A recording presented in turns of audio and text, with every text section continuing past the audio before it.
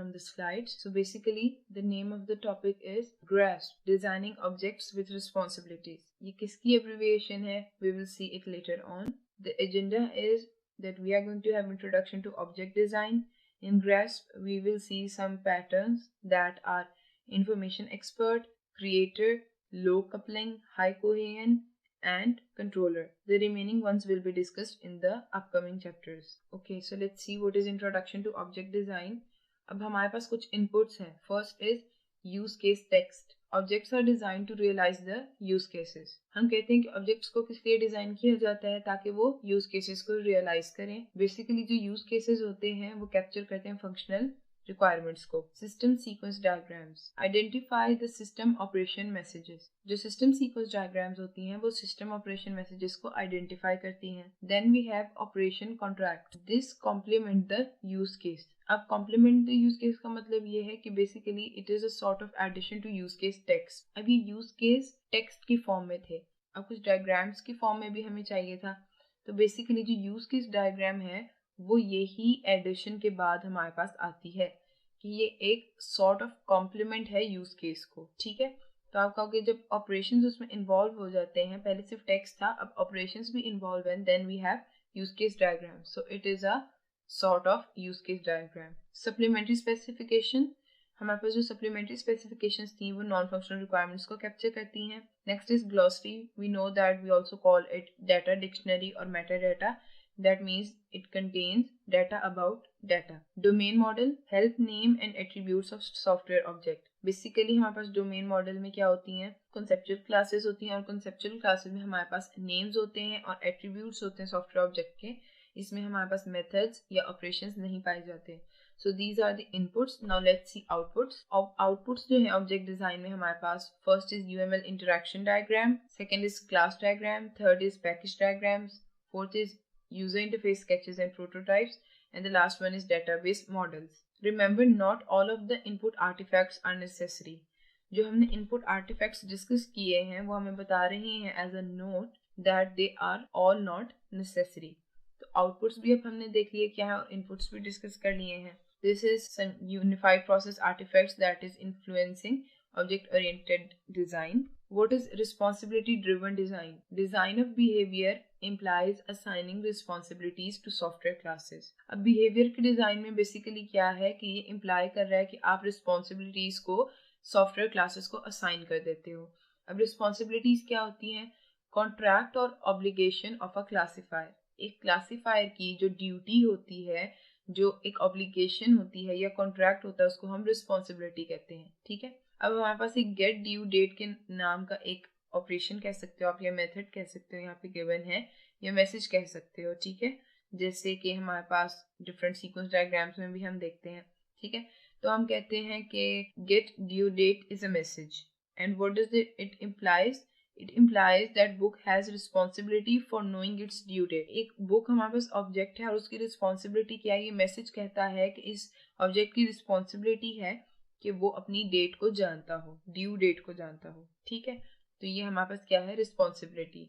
Okay, what is responsibility? Basically there are two things here, or you can say that there are two types of responsibility. One is known as doing. अब doing में हमारे पास क्या आ जाता है? Doing something itself, such as creating an object or doing a calculation. यानी किसी चीज को खुद से create करना या कुछ करना, कोई काम करना या किसी object को create करना या कोई calculation करना, यानी करना.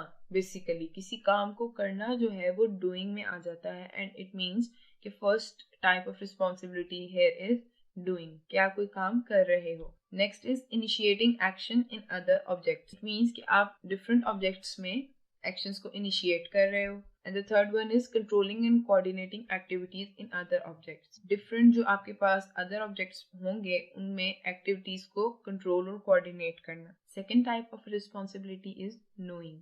अब नोइंग में हमारे पास क्या आ जाता है? First is knowing about private encapsulated data, यानी जो आपके पास private encapsulated data है उसके बारे में आपको पता होना चाहिए. This is your responsibility. Second is knowing about related objects, that you should know about related objects. Third point is knowing about things it can derive or calculate. आपको उन चीजों का पता होना चाहिए जिनको आप derive या calculate करते हो. Here is a figure that is telling us about responsibilities and methods. Make payment, having an attribute cash tendered. Abstract implies sale objects have a responsibility to create payments. अब ये message क्या imply करता है कि जो objects हैं cell के, उसकी रिस्पॉन्सिबिलिटी है कि वो क्या करे, पेमेंट को क्रिएट करे. उसको मैसेज मिला, अब वो क्या करेगा, उस मैसेज को इम्प्लीमेंट करते हुए एक पेमेंट के ऑब्जेक्ट को क्रिएट कर देगा. ठीक है, सेल को क्या पता चला कि उसकी रिस्पॉन्सिबिलिटी है कि उसे क्या करना है, it has to do something. तो ये डूइंग टाइप ऑफ रिस्पॉन्सिबिलिटी में आ जाता है कि उसने एक ऑब्जेक्ट को क्रिएट करना है, and that is payment. Next thing we are having is responsibility assignment is the key. यानी रिस्पॉन्सिबिलिटी को असाइन करना एक की है. Appropriate assignment of responsibilities to classes is the key to successful design. यानी अगर आप चाहते हो कि आपके पास एक सक्सेसफुल डिजाइन हो, तो उसके लिए की क्या है हमारे पास, कि आप अप्रोप्रिएट असाइनमेंट करो क्लासेस पर रिस्पॉन्सिबिलिटीज की. यानी आप क्लासेस को तमाम रिस्पॉन्सिबिलिटीज क्या करते हो, प्रॉपरली असाइन करते हो.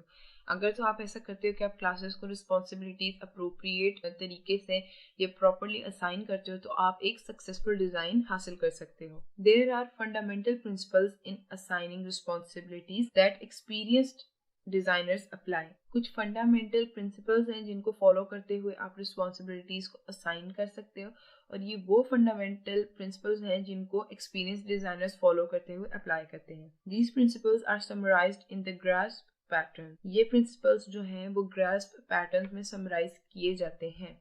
अब grasp basically stands for what? Stands for G for general, R for responsibility, A for assignment, S for software, and P for pattern. So this is collectively general responsibility assignment software pattern. 9 basic object oriented design principles.